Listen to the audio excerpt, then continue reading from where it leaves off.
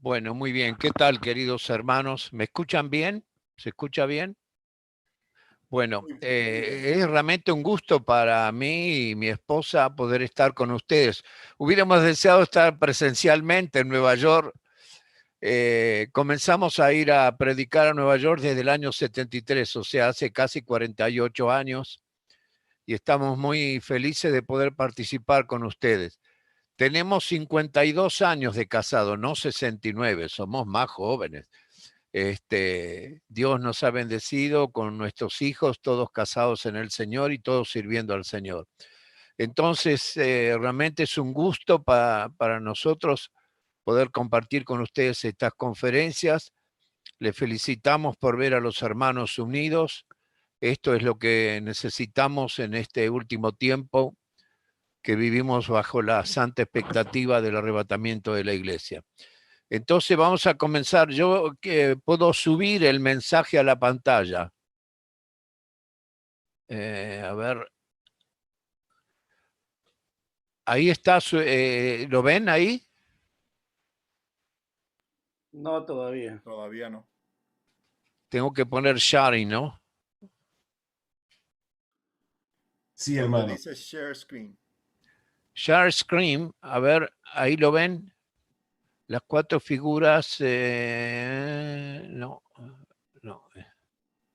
Sí, ahí están las cuatro figuras de abajo. Sí, pero quería poner ya el resumen del mensaje. ¿Ahí lo ven? Se ve la presentación, sí. El Hijo del Hombre glorificado, todo el mensaje, ¿lo ven? No. No, mi hermano. Bueno, a ver.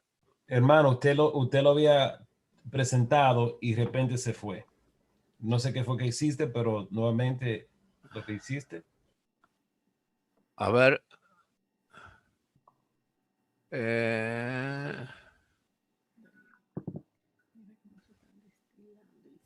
Acá está. ¿Ahí lo ven? Sí. Sí, Ahora lo ven, ¿no? sí, Hijo del Hombre glorificado. ¿Lo ven ahora? sí. Bueno, entonces lo que vamos a ver, la primera figura del Señor en Apocalipsis es Hijo del Hombre glorificado, que se mueve con autoridad y amor en medio de su iglesia. Perdón, ¿hasta cuándo puedo hablar? Hola. Hasta las 10:20.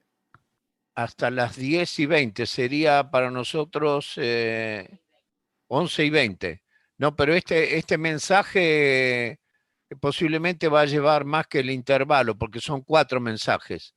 Bueno, lo hacemos ¿a qué horas es el intervalo, Danilo? A las 20. 11:20. No, 10:20 de acá. No sé, allá son Claro, para 11:20. nosotros son 11:20. Está bien, Ajá. sí, sí. Bueno, entonces lo que vamos a desarrollar es una introducción, después su vestidura y su cinto, su cabeza y sus cabellos, sus ojos como llama de fuego, sus pies semejante al bronce pulido, su voz y su boca, su mano derecha, su rostro. Después el mensaje a las 7 iglesias, solamente un pequeño resumen. Yo conozco tus obras y ahí desarrollamos 3 puntos. Me conoce personalmente y se preocupa por mí, es personalizado. Responsabilidades personales, segundo punto, y solemne advertencia, yo te conozco. Y finalmente, el que tiene oído, oiga lo que el Espíritu dice a las iglesias. Empezamos con la introducción. En el año 90-95 de nuestra era cristiana, Juan estaba en el ostracismo del destierro en la isla de Patmos, hoy Patino, en el mar Egeo, a unos 35 kilómetros del puerto de Éfeso, hoy es Turquía, en el continente asiático.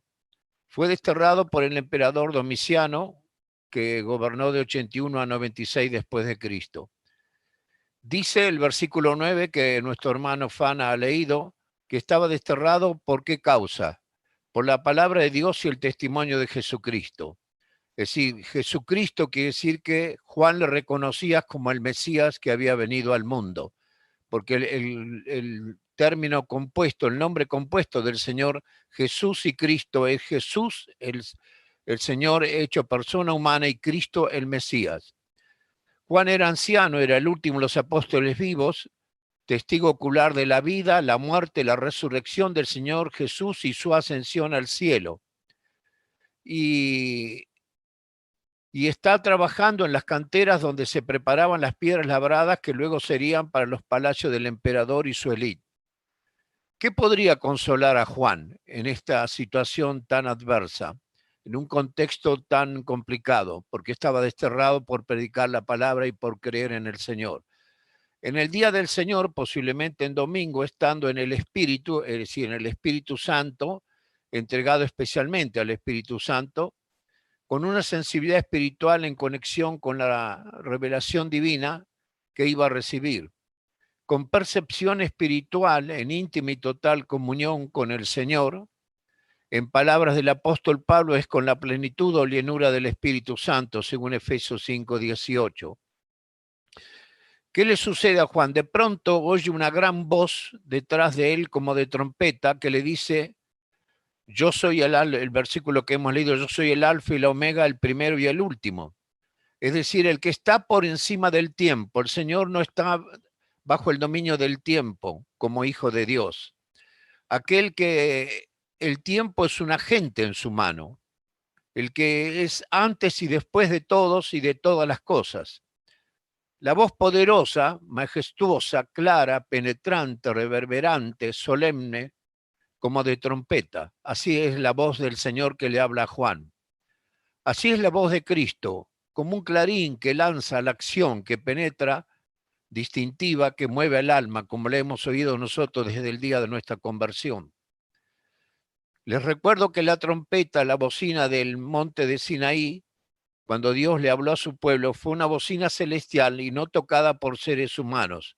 Ahí está en la escritura, en Éxodo capítulo 19, versículo 16 a 19, y Éxodo capítulo 28, versículo 18.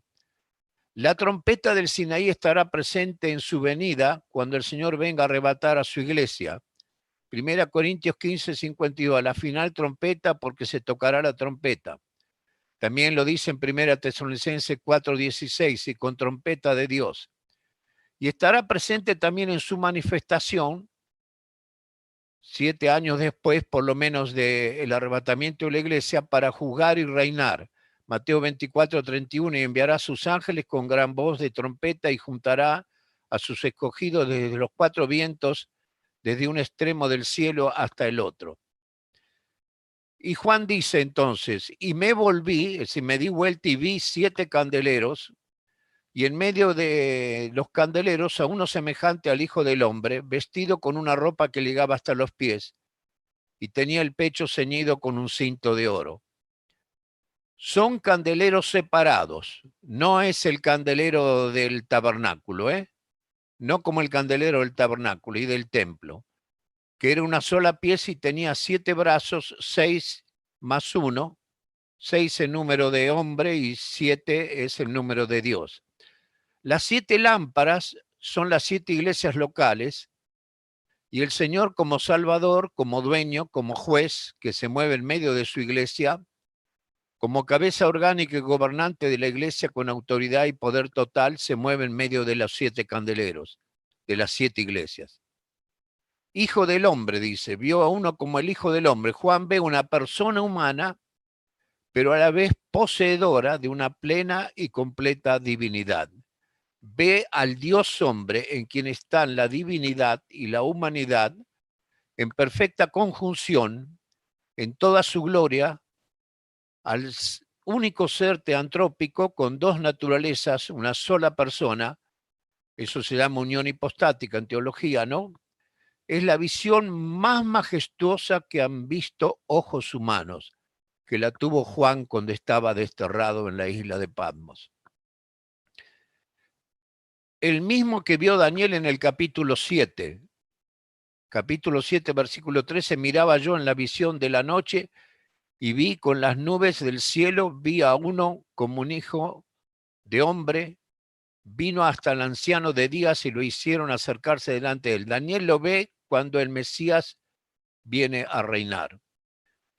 Juan entonces describe la persona de Cristo, el Hijo del Hombre glorificado, el representante perfecto de sus semejantes, de nosotros, para poder ser nuestro Salvador. Y lo representa como un retrato que tiene 7 partes, y lo vamos a analizar esas 7 partes porque es realmente maravilloso. En primer lugar, su vestidura y su cinto. Versículo 13 que hemos leído, la vestidura era una túnica que llegaba hasta los pies, ceñido a la altura del pecho, con un cinto o una banda de oro, no en la cintura como para el servicio, sino en el pecho, porque está el Señor en carácter judicial. Está vestido como el sumo sacerdote, con dignidad real, el cinto de oro propio del rey, pero actuará como juez de su iglesia y del mundo con autoridad judicial, pero a su vez también con gracia pastoral. Es un sumo sacerdote juez con dignidad real. Ahí tenemos en Hebreos 4:14, por tanto, teniendo un gran sumo sacerdote que traspasó los cielos, Jesús el Hijo de Dios, retengamos nuestra profesión. No tenemos un sumo sacerdote que no pueda compadecerse de nuestras debilidades. Ahí está la gracia pastoral, sino uno que fue tentado en todo, según nuestra semejanza, pero sin pecado. El Padre todo el juicio se lo ha dado al Hijo. Lo dice Juan 5:22, porque el Padre a nadie juzga, sino que todo el juicio dio al Hijo, para que todos honren al Hijo como honran al Padre. El que no honra al Hijo no honra al Padre que lo vio. El Padre dio todo el juicio al Hijo porque Él hizo la obra de la redención y ganó el derecho también de ser el juez justo, obrando en nombre del Padre. En todos los juicios que va a haber, el Hijo será el juez. Y yo puse acá lo que una hermana escritora dice, qué maravilla. El huérfano del Calvario, que fue realmente dejado solo en el Calvario por el mismo Padre Celestial, será el juez de todos. Puso en evidencia el pensamiento de sus enemigos. Él dijo a sus enemigos, ¿por qué pensáis mal en vuestros corazones? Mateo 9:4. Descubrió también el pensamiento mezquino de sus discípulos cuando luchaban a sus espaldas quién sería el mayor. Eso sucedió varias veces, inclusive sucedió en el aposento alto. Y salteamos un poco, ahí están las escrituras. En segundo lugar, su cabeza y sus cabellos. Versículo 14, Apocalipsis 1:14. Su cabeza y sus cabellos eran blancos como blanca lana, como nieve. Lana y nieve. Daniel 7:9 es la cabeza que tiene eternidad. No es vejez, no significa vejez, sino eternidad, porque es Dios.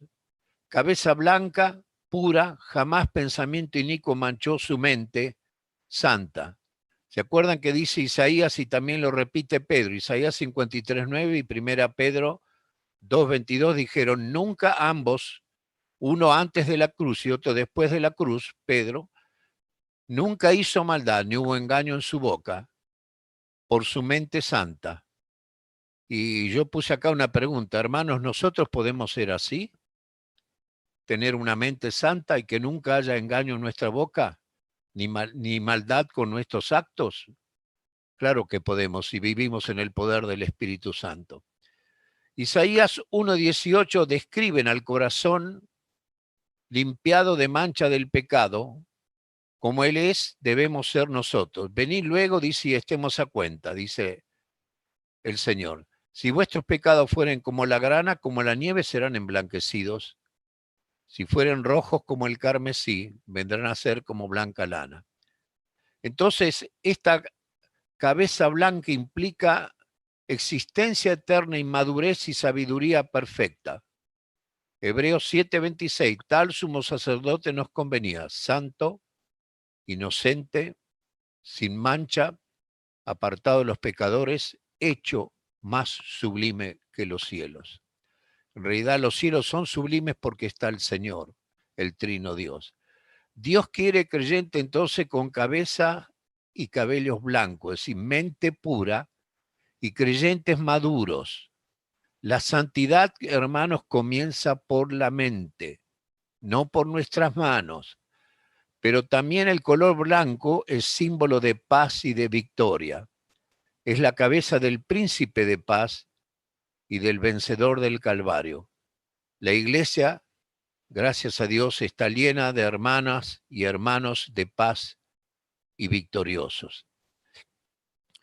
En tercer lugar, en esta figura extraordinaria del Señor, dice sus ojos como llama de fuego, versículo 14. Es decir, que emiten destellos continuamente. Es la mirada que penetra en lo íntimo, que lee los pensamientos y los intentos del corazón, que conoce las motivaciones más profundas. Salmo 11.4, ahí hay varias escrituras, pero leo Salmo 11.4. Sus ojos ven, sus párpados examinan a los hijos de los hombres. La única mirada que penetra hasta el alma y lee los pensamientos es la mirada de nuestro Señor. Sus ojos juzgan y refinan a los creyentes, pero se hacen insoportables para los impíos. Él dijo a sus enemigos, Mateo 9.4, conociendo Jesús los pensamientos de ellos, dijo, ¿por qué pensáis mal en vuestros corazones? Él leía el pensamiento de todos y por supuesto se lo dijo a sus enemigos. Descubrió también el pensamiento mezquino de sus discípulos cuando luchaban, como dijimos, a sus espaldas de quién sería el mayor. Los ojos del Señor, observando lo bueno y lo malo, indican discernimiento divino. Hebreos 4.3, y no hay cosa creada que no sea manifiesta en su presencia. Antes bien, todas las cosas están desnudas y abiertas a los ojos de aquel a quien tenemos que dar cuenta. Y Romanos 2.16 dice, llegará el día en que Dios juzgará por medio de Jesucristo los secretos de los hombres conforme a mi evangelio. No hay nada que pueda esconderse de sus ojos. Penetra hasta lo íntimo. Es decir, un íntimo conocimiento, Juan 2.25, y no tenía necesidad, dice, pues él sabía lo que había en el hombre. Y 1 Samuel 16.7 dice, pero Jehová, mire, ¿se acuerdan ese pasaje? El hombre mira lo que tiene delante de sus ojos, pero Jehová, ¿qué mira? El Señor mira el corazón. Y Jeremías 17.10 dice, yo Jehová que escudriño la mente y pruebo el corazón. Y yo puse aquí una reflexión. Hermanos queridos, Él nos ve por dentro. Tenemos que tener una mente limpia, un corazón limpio. En cuarto lugar, sus pies semejante al bronce pulido. Versículo 15. Pulido significa refulgente como en un horno. Es como bronce en estado de fusión. Incandescente, al rojo vivo. El bronce en la Biblia habla de juicio, de firmeza, de un carácter estable, inalterable a través del tiempo. Lo pueden ver en Éxodo 27.17. En Éxodo 27.17 las bases de las columnas del atrio del tabernáculo eran de bronce, algo estable, firme. También en Números 21.8 y 9 la serpiente de bronce que representaba al Señor en la cruz, que habla del pecado juzgado en la cruz en la persona de Cristo, era de bronce. Cristo juzga con justicia perfecta, inalterable, indiscutible. Es un juez con poder irresistible, consume a sus enemigos. Apocalipsis 19:15 lo pueden ver. Dios quiere creyentes con pies de bronce refulgentes, firmes, inalterables, poderosos, no creyentes vacilantes, hermanos queridos. Dice Jeremías 15:20, y te pondré en este pueblo, le dijo el Señor a Jeremías, como muro fortificado ¿de qué? De bronce. Le anticipó la batalla, pelearán contra ti, pero no te vencerán, porque yo estoy contigo para guardarte y para defenderte, dice Jehová. En quinto lugar, su voz y su boca. Su voz, versículo 10, y una gran voz como de trompeta. Versículo 15, que lo hemos leído, siempre Apocalipsis capítulo 1, su voz como estruendo de muchas aguas y como una catarata gigantesca. Versículo 16, de su boca sale una espada aguda de 2 filos. Voz con autoridad, penetración y poder de sus palabras, sacude el alma. Es la palabra de Dios. Hebreos 4:12, viva y eficaz, que ustedes ya conocen. Ahí está todo el versículo. Es la palabra infalible del Señor. La espada del Espíritu, que es la palabra de Dios, Efesios 6:17. Nunca hombre alguno ha hablado como él. Es la única voz autorizada que da paz al alma. ¿Se acuerdan cuántas veces el Señor dijo a pecadores arrepentidos que llegaban a Él en los días de su ministerio? Tus pecados te son perdonados. Y hermano querido, ¿recuerdas cuando te arrepentiste y oíste la voz del Señor en tu interioridad que te dijo, tus pecados te son perdonados? La voz con autoridad sublime. Es la voz que le llamará al juicio en el gran trono blanco también. Y no habrá ni sepulcro, ni profundidades, ni infierno que puedan detener a los impíos. Tendrán que presentarse delante de Él con espíritu, alma y cuerpo resucitado. Que esa voz nos penetre en las cámaras profundas de nuestra alma, nos llene de su gozo, aún en las pruebas, aún en este contexto tan complicado que estamos viviendo, y nos lleve a reflexionar y a descubrir si hay fallas, enojos, pecados no confesados, y ahora rendirnos a Él. ¿Qué dice Romanos 10:17? Es un versículo extraordinario. Dice, la fe viene por el oír. ¿Y el oír por qué viene? Por la palabra de Dios. Conclusión, ninguna otra cosa puede abrir los oídos del alma, abrir la mente, si no es la palabra de Dios. La santa palabra de Dios, la Biblia. Su mano derecha, su diestra. Capítulo 1, versículos 16 y 17. En la mano es la mano del honor, la mano derecha es la mano del honor, la izquierda es la mano del sostén. La mano del honor, del poder y de la autoridad. Tiene 7 estrellas que son los ancianos pastores que trabajan, enseñan y presiden en la iglesia. Él los puso, Él los sostiene, esto es muy consolador. Es la mano de Jehová de los ejércitos, la mano derecha. El brazo extendido del Dios invencible. Los ancianos pastores están en su puño.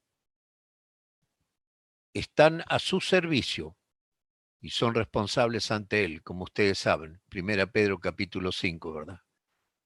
Que esta verdad, ahora me dirijo a vos, hermano anciano pastor, que esta verdad te consuele en tu arduo servicio,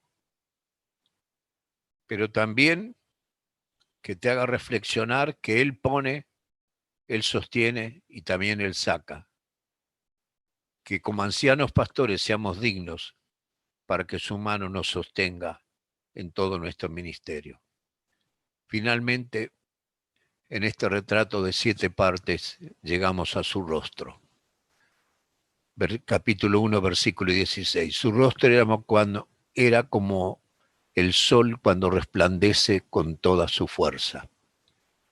Juan está, cuando el sol está, en su cenit. Su rostro brilla con la gloria de Dios. ¿Por qué? Con la gloria de Dios. Por la comunión eterna que Él tiene con el Padre. Ya es el hombre en eterna comunión, como lo está viendo Juan. El trágico drama del Edén fue que por el pecado el hombre y la mujer fueron arrojados de la presencia de Dios y perdieron la gloria de Dios que los vestía. No estaban desnudos cuando estaban inocentes, estaban vestidos por la gloria de Dios. Perdieron la gloria de Dios porque la gloria de Dios es incompatible con el pecado. El hombre glorificado, que es nuestro amado Señor, restaura lo perdido. Tiene comunión permanente con Dios.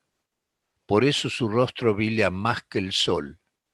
Nunca, jamás, un rostro humano brilló como el rostro de Jesús, nuestro amado Señor.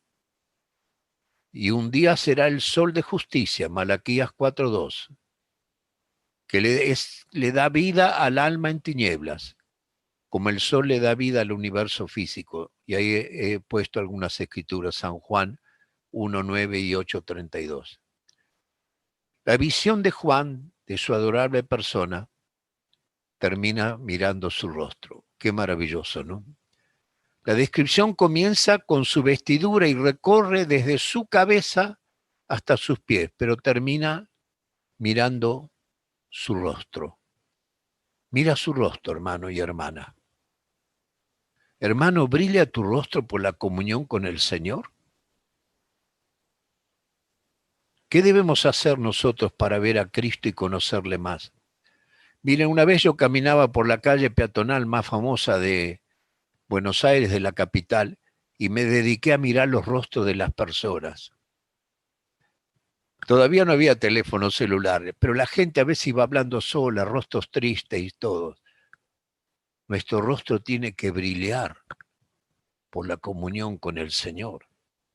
A pesar de esta pandemia, a pesar de este contexto tan complicado, tan difícil, tan lleno de tristezas y de muertes, nuestro rostro tiene que brillar por la comunión con Él, como brilla el rostro de nuestro amado. ¿Qué debemos hacer nosotros para ver a Cristo y conocerle más? ¿Esperar una nueva revelación? No, no. Como Juan en el día del Señor, adorarle, vivir en plena comunión con Él, mirar su palabra, la que Juan y otros escribieron inspirados por el Espíritu Santo. Allí en la palabra, la Biblia es el retrato de Jesucristo.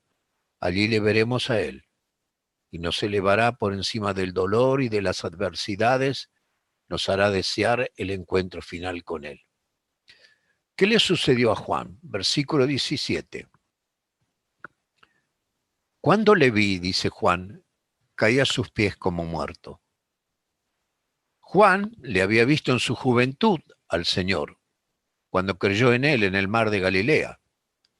Le vio en la transfiguración, cuando su deidad, la divinidad del Señor invadió su humanidad, traspasó su humanidad.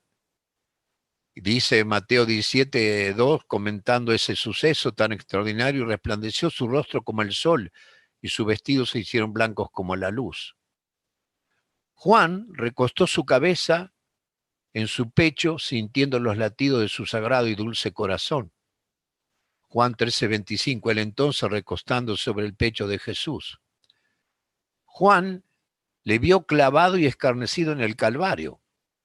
Le contempló después resucitado y le vio ascender en la nube al cielo. ¿Por qué cae como muerto a sus pies? ¿Por qué? Porque ahora Juan le ve como nunca antes. Cuando estaba en la tierra era Dios manifestado en carne, o sea, manifestado en persona humana divina. Pero ahora es Dios manifestado en cuerpo resucitado de infinita perfección y gloria eterna. Ya no más su deidad velada por su humanidad cuando estaba en esta tierra, Jesús, sino su humanidad transformada. Y lo puse en negrita. Juan le ve al Señor como Él está ahora en el cielo, habiendo retomado la gloria de su deidad, aquella gloria que tuvo con el Padre antes que el mundo fuese, como Él le pidió al Padre en la oración pontifical de Juan 17:5. Padre, glorifícame con aquella gloria que tuve antes que el mundo fuese. Cae como muerto a sus pies. Claro, es una visión que él jamás la había tenido. Pero la mano horadada del Calvario toca la cabeza de Juan y le dice, versículo 17, Apocalipsis 1:17, no temas, Juan, o cesa de temer. Me hace acordar a lo que dice David en el Salmo cuando huía de Absalón, el hijo rebelde. Salmo 3:3, mas tú, Jehová, eres escudo alrededor de mí, mi gloria y el que levanta mi cabeza. ¿Qué podía consolar al exiliado, solitario y anciano Juan? La visión de Jesucristo glorificado. Siempre que vamos, hermanos queridos, siempre que vamos a escalar un peldaño más en nuestro crecimiento espiritual es a través de una renovada visión del Hijo del Hombre glorificado. Así lo muestra la Escritura. ¿Y qué le dijo el Señor a Juan? Le dijo, yo soy el primero y el último, es decir, las dos letras del alfabeto griego, alfa y omega, principio y fin, o primero y último. Estos títulos nos enseñan las siguientes virtudes del Señor, que es muy importante comprenderlas. En primer lugar, el Señor es autosuficiente, lo tiene todo en su mano, no necesita de otra fuente, no necesita nada de nadie, es autosuficiente. En segundo lugar, el Señor tiene eternidad, el tiempo es de Él, incluye todo el tiempo. Antes que brillara la primera estrella en el firmamento, Él era. Después que deje brillar la última estrella en el firmamento, Él será. Yo estaré después que todos los enemigos sean puestos por estrado de sus pies, Él será. En tercer lugar, autoridad y soberanía absolutas. Siendo el principio, no ha recibido su poder de nadie. Ahora no lo comparte con nadie, siendo el fin, nunca entregará su poder a nadie. Yo soy el primero y el último. Versículo 18. Lo que le dice a Juan, ¿no? Yo soy el que vivo y estuve muerto, mas he aquí vivo por los siglos de los siglos. Y en Juan 1:4 dice, en él estaba la vida y la vida era la luz de los hombres. Aquí la cruz está presente, porque dice, yo soy el que vivo y estuve muerto. Pero la cruz unida a la resurrección triunfal, a la victoria eterna. Pero le dijo, además, mira Juan, lo que tengo en mi mano, las llaves de la muerte y del Hades. ¿Quién es el que tiene la llave, por ejemplo, de una casa? El dueño de casa o el alcalde de la ciudad. Entonces habla de autoridad. Él es el dueño de la muerte, la ha vencido para siempre. Hebreos 2:14, para destruir por medio de la muerte al que tenía el imperio de la muerte, esto es al diablo. La muerte, hermanos queridos, en la Biblia es un reino. Muerte se relaciona con el cuerpo físico y Hades, porque tiene las llaves de la muerte y del Hades, se relaciona con el espíritu y el alma. Él es el Señor del Hades, del mundo invisible donde están las almas de los perdidos, la parte invisible de la muerte, donde reposan los espíritus y las almas de los perdidos. Él tiene el control total, es el gran conquistador de la muerte. Él descendió al sepulcro gritando, oh muerte, yo seré tu muerte y seré tu destrucción, oh Seol. Oseas 13:14, oh reino de la muerte, yo te destruiré. Y gracias al Señor, lo destruyó para siempre. Ahora le muestra a Juan las dos llaves en su mano. La profecía ya era realidad. Juan goza del consuelo y la victoria de Cristo. Tú, hermano, ¿cómo estás viviendo estos días? ¿Como Juan, triste? Tenemos que tener una renovada visión en estos días del Señor.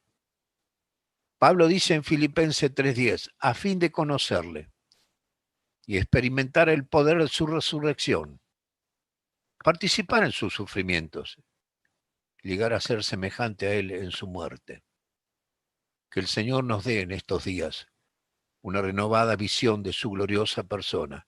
Entonces, nuestra estatura espiritual va a crecer más y más. Ahora, Danilo, ¿a qué hora tengo que terminar?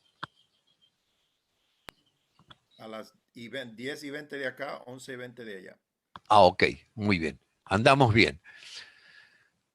Ahora el Señor da el mensaje a las 7 iglesias y quiero hacer un resumen porque hay cosas muy lindas para nuestra edificación. Ahora el Hijo del Hombre, como sacerdote con dignidad real, como hemos visto, está listo para actuar como juez. Apocalipsis 12 y 3. Los dos capítulos muestran esta actitud del Señor. ¿Por dónde comenzará?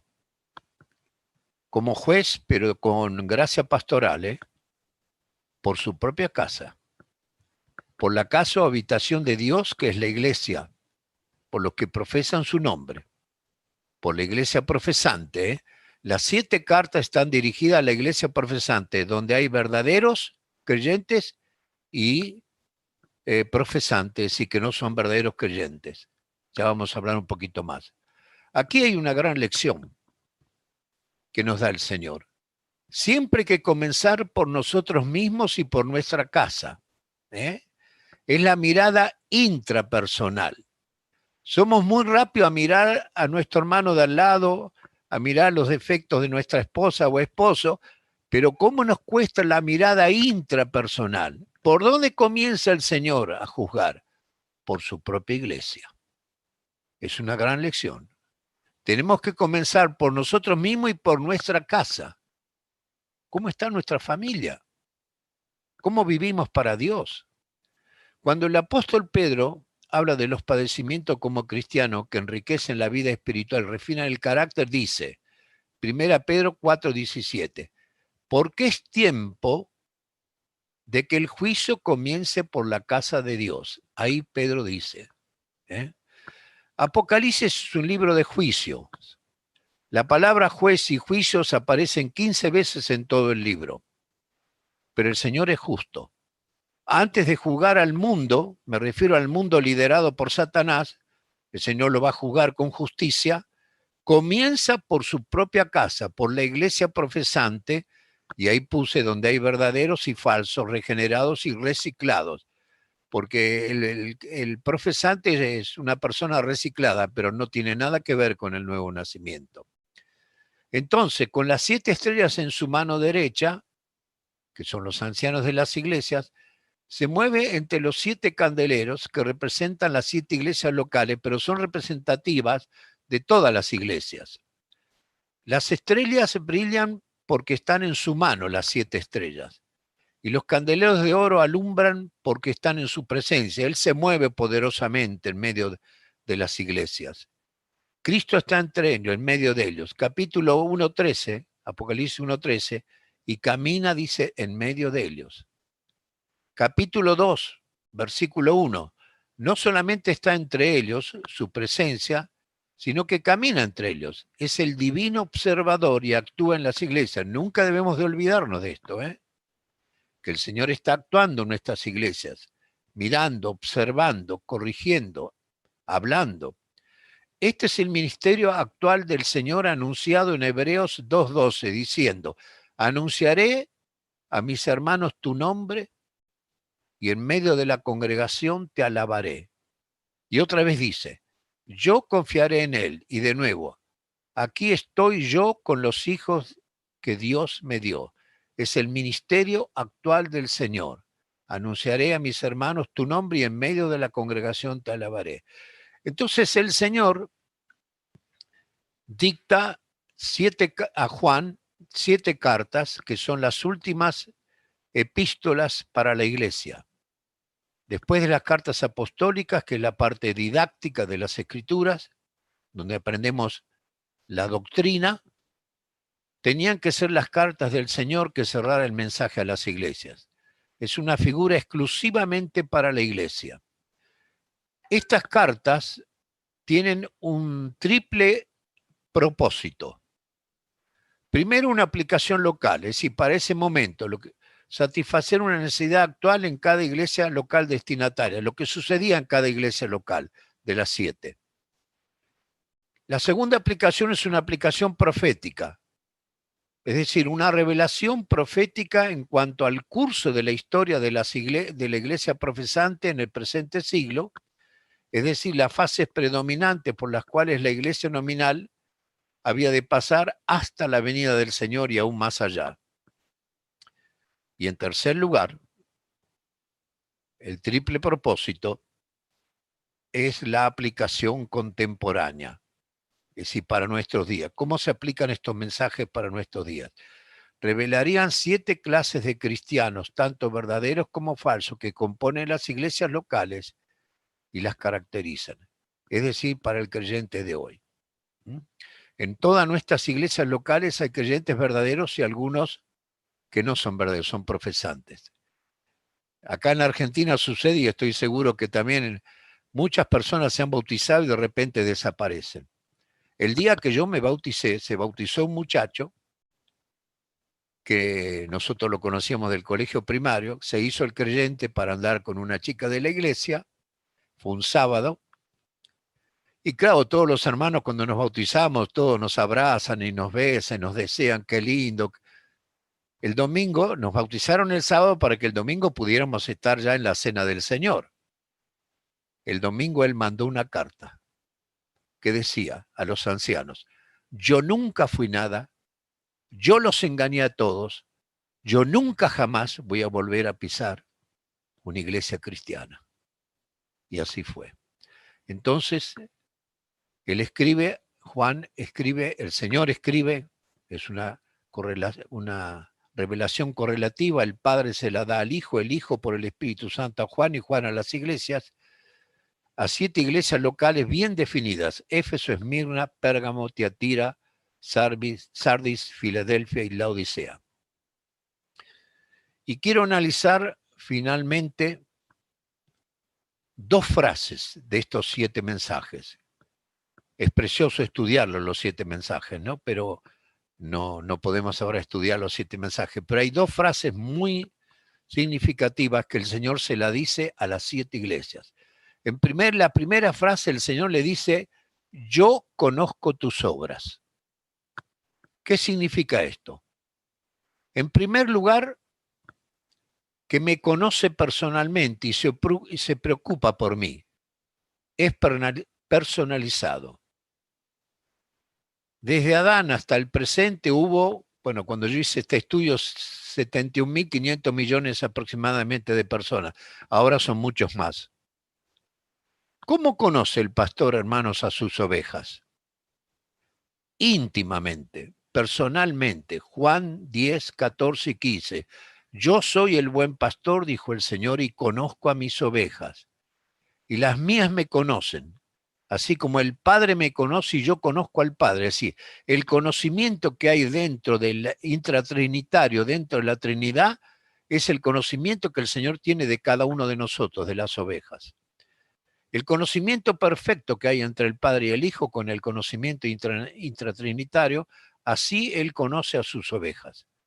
Las ovejas le siguen porque conocen su voz. Pero ¿por qué las ovejas conocen su voz? Porque el pastor le habla con el teléfono celular, esos son pastores a control remoto. ¿Por qué las ovejas conocen su voz? ¿Saben por qué, hermanos? Por esta verdad tan preciosa. Porque el pastor está con ellas y les dedica la vida. Por eso conocen su voz y su persona. No es un pastor a control remoto, no es un pastor virtual, no es un pastor dominguero.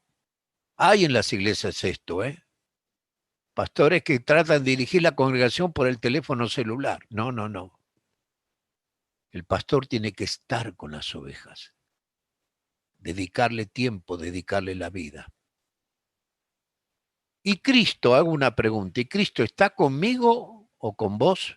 Te digo, no soy un número de entre una multitud de redimidos, si soy creyente. El mundo masifica, Cristo individualiza.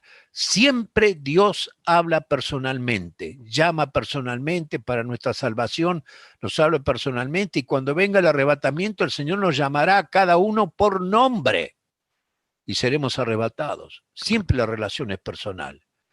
En cambio el anticristo pondrá un número a cada uno de los suyos y comerciará con las almas de los hombres. Apocalipsis 18:13. Como una mercancía. Cristo personifica a cada uno de los suyos y nos conoce individualmente y en el cielo estaremos su nombre en nuestras frentes. Apocalipsis 22:4, no una marca como va a poner el anticristo, sino su nombre en nuestras frentes. Con eso vamos a terminar esta serie. Entonces nos conoce por nombre, Juan 10:3, yo conozco a mis ovejas por nombre. ¿Sabe cuántos son mis cabellos? Mirá qué conocimiento. Yo no sé cuántos son mis cabellos, bueno, sé que cada vez son menos, pero y ahí veo algunos hermanos que también tienen ya pocos cabellos, pero el Señor los conoce. Mateo 10:30, pues aún vuestros cabellos están todos contados. El Señor resucitado no se retiró a algún punto remoto del universo. Está a la diestra del Padre, pero está en y con nosotros por su Santo Espíritu. El Señor me dice, yo te conozco, yo sé quién eres. Él me conoce como Guillermo David Húngaro. Sabe mis triunfos y sabe mis derrotas.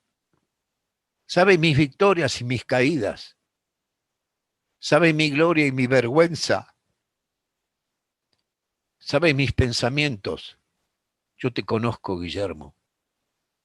Y a ti, hermano, también el Señor te dice esta mañana, yo te conozco. Yo sé quién eres. El resucitado se ocupa personalmente de cada creyente. Dice Juan 10:3, cuando habla de la relación del pastor y su rebaño, dice, y las saca. Por más pequeño creyente que seas, por más solo que te encuentres en la vida, no importa en qué rincón de la tierra vivas, si en un país rico o en un país de los más pobres, si eres hijo de Dios, por más insignificante que tú te creas, Él te conoce y se ocupa personalmente de ti.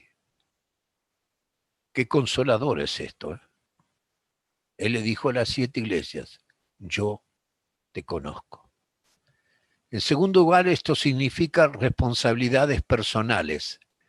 ¿Qué compromiso, hermano querido, hermana querida, tienes con tu iglesia local? Ahora el Señor en los mensajes a las 7 iglesias nos enseña cómo vivir una vida cristiana victoriosa. Dice Éfeso, Éfeso significa deseado primer amor. Él sabe, le dice el Señor a Éfeso, tu arduo trabajo y paciencia en el servicio. Él lo sabe lo que tú haces y lo que yo hago en la obra. ¿Tienes paciencia en el sufrimiento y trabajas por amor a su nombre y no desmayas como los hermanos de Éfeso? Es una pregunta que cada uno tenemos que contestar. Esmirna, mirra significa. Él sabe tu tribulación, le dijo a los hermanos de Esmirna, la iglesia de la persecución, las graves adversidades y las cargas que te agobian. Hay hermanos que con esta pandemia en Italia me cuentan los hermanos por Zoom, ¿no? Que han perdido el trabajo, muchos jóvenes sin trabajo. Él lo sabe. Las graves adversidades, cargas que te agobian. Él sabe tu pobreza, que quizás no, apenas tienes para el pan cotidiano, pero nunca te va a faltar. No tenían absolutamente nada estos hermanos de Esmirna. Él sabe tus carencias, sabe si estás sin trabajo, sabe de las persecuciones en lugar de tu trabajo secular, porque a veces por ser de Cristo, en los trabajos seculares nos persiguen. Pérgamo significa debidamente casadas. Él sabe que moras donde vives, sabe dónde vives, donde tiene su trono Satanás. Satanás tiene su trono en este mundo, es el príncipe de la potestad del aire. Son centros especiales de actividad satánica en el mundo, venta de droga, alcohol, prostitución, corrupción, etc. Pero le dice a la iglesia, pero retienes mi nombre, si permaneces fiel al Señor y no has renunciado a tu fe en Él. Qué lindo, hermano querido, que el Señor diga eso de vos y de mí. Tiatira, sacrificio continuo significa. Él sabe tu amor, dijo el Señor, Él sabe tu amor, tu fe, tu lealtad y servicio, y tu paciencia, que resistencia perseverante en la adversidad, y que tus obras postreras son más que las primeras, es decir, crecimiento de los fieles de la iglesia. Las obras postreras más que las primeras, había crecimiento espiritual, a pesar de ser un sacrificio continuo. Sardis, los que escapan. Él sabe que Sardis no tiene virtudes que alabar. Es una iglesia en la cual el Señor le dijo, tienes nombre de que vives, pero estás muerto. Pero tienes unas pocas personas en Sardis que no han manchado sus vestiduras y andarán conmigo en vestiduras blancas que son dignas. Y yo puse acá una pregunta. Tú y yo, ¿estamos entre esos pocos que andamos con vestiduras blancas y no hemos manchado nuestras vestiduras blancas? Significa la santidad con que nos ha visto el Señor por su Santo Espíritu. Filadelfia, amor fraternal, hermanable. Él sabe que aunque tienes poca fuerza, eres pequeño, pero has guardado su palabra y no has negado su nombre. Quizás eres una minoría donde actúas. ¿Te avergüenzas del nombre del Señor? No. Filadelfia dice, sabe que tienes poca fuerza, pero has guardado tu palabra y no has negado su nombre. Y la Odisea es pueblo gobernando, significa. Él sabe que no hay virtudes alguna en la Odisea, una iglesia cristiana sin Cristo. O sea, no había ningún convertido en la iglesia de la Odisea. Por eso el Señor dice, ese maravilloso versículo, es un llamado tremendo, Apocalipsis 3:20, yo estoy a la puerta y llamo, si alguno oye mi voz y abre la puerta, entraré a él, cenaré conmigo. No es renovar la comunión, no. Si el Señor está afuera, es una persona que no tiene comunión con el Señor, no es creyente, pero el Señor está llamando. Hermano querido, anímate. Él te conoce y sabe tus virtudes. Él quiere limpiarte y perfeccionarte por su Santo Espíritu para que lleves más fruto viviendo en continua victoria. Y vamos llegando al fin. Solemne advertencia. La otra palabra que el Señor se desprende es una solemne advertencia. Yo te conozco personalmente. No, mi hermano querido, tú no puedes vivir como si nunca vamos a dar cuenta a Dios. Desde el primer instante de creyente hasta el último, desde el primer latido del corazón creyente hasta que entremos transformados en su presencia, desde la cruz hasta el estrado de su trono, tendremos que responder por cada acción de nuestra vida cristiana. El Señor dice, yo te conozco. Él sabe que quizás has abandonado el primer amor, como Éfeso, es decir, el supremo, significa cuando el Señor es el supremo amor de nuestra vida. Y a veces hay creyentes que están con un pie en la iglesia y con un pie en el club bailable o jugando al golf, en fin, o muchos otros entretenimientos que el mundo ofrece. Él conoce que te has casado, has hecho alianza con el mundo, como Pérgamo, como Constantino, el emperador que unió el cristianismo con el imperio, es decir, lo unió con el mundo en el año 313 de nuestra era cristiana. Él sabe tu corrupción doctrinal, tu adulterio espiritual como Tiatira, el modelo de Satanás conducido por Jezabel. Y ojalá que vuelvas a las verdades gloriosas de la palabra de Dios, dejando las falsas doctrinas. Él sabe que tienes nombre de que vives, pero estás muerto o muerta como Sardis, que tus obras no son perfectas, son incompletas como Sardis, que vienes a la reunión de adoración para hacer adulación. Bueno, es interesante, una vez un hermano querido, creo que ustedes lo conocieron, don Francisco Haggerty, me habló de esto y me dijo, el perro hace adoración y el gato hace adulación. Y hay creyentes que en lugar de hacer adoración, hacen adulación. Señor, cuánto te amo, te adoro. Pero viven una vida que no es conforme a la palabra de Dios. Él sabe que eres un desventurado, digno de lástima, mendigo, espiritual, ciego y desnudo. No eres un renacido como las personas de la Odisea. Él te dice, recuerda de dónde has caído, nos dice a todos. Arrepiente y comienza a hacer las primeras obras, si no quitaré tu candelero. Quedarás en el camino como un cristiano fracasado, sin luz, sin testimonio. Mi hermano querido, tú y yo tenemos esperanza. Nuestro Salvador es un Señor de esperanza y de restauración. Y finalmente, llegamos al final. Otra frase que el Señor repite a las 7 iglesias. El Hijo de Dios, el Hijo del Hombre glorificado que se mueve en medio de sus iglesias. Dice, el que tiene oído, oiga lo que el Espíritu Santo dice a las iglesias. Comienza hablando el Señor y termina hablando el Espíritu. ¿Quién habla? ¿El Señor o el Espíritu Santo? Es el Señor que nos habla por su Santo Espíritu, que es el residente divino dentro de cada uno de nosotros, de los verdaderos creyentes. Por medio de los ancianos pastores les habla a toda la iglesia, pero su mensaje es individual. Dice, el que tiene oído, oiga No dice los que tienen oídos oigan. Es personalizado. El que tiene oído oiga.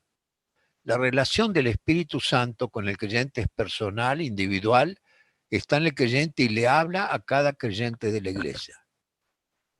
La iglesia local es lo que son sus miembros. Si cada uno trata de oír la voz del Hijo del Hombre glorificado, la iglesia como un todo, como una unidad, oirá su voz. El que tiene oído sensible a mi voz, el que percibe mi voz, dice el Señor, oiga, escuche con entendimiento. Hermano querido, hermana querida, ¿sientes que el Espíritu te habla en estas conferencias de estudio bíblico? No vivamos más sin rumbo, no malgastemos más el tiempo que nos da el Señor, el dinero, la profesión, la vida cristiana. Sigue fiel al Señor, sigamos fiel al Señor. Hay más alturas espirituales que alcanzar. Dile al Señor, enséñame de modo a contar, a vivir mis días que traigan al corazón sabiduría. Salmo 90:12. ¿Cómo termina esta figura del Hijo del Hombre glorificado que se mueve en medio de sus iglesias? Apocalipsis 3, 21 y 22. En el trono como vencedor con su Padre y los que hemos creído reinando con él. El hombre glorificado es vencedor. Los que creemos y le seguimos somos también vencedores. Ya, ahora, vivamos en esa victoria del hombre glorificado. Y dejo 2 escrituras. Colosenses 3 del 1 a 4. Si habéis resucitado con Cristo, versículo 4, bueno, dice, buscad las cosas de arriba. Versículo 4, vosotros también seréis manifestados con él en gloria. Eso es victoria. Y 2 Timoteo 2:12. Si sufrimos aquí, reinaremos allí. Y digo, cuando el sol deje de arrojar su luz y las estrellas titilantes desaparezcan del firmamento, él estará reinando. Y tú y yo reinando con él. Amén. Que el Señor bendiga su palabra.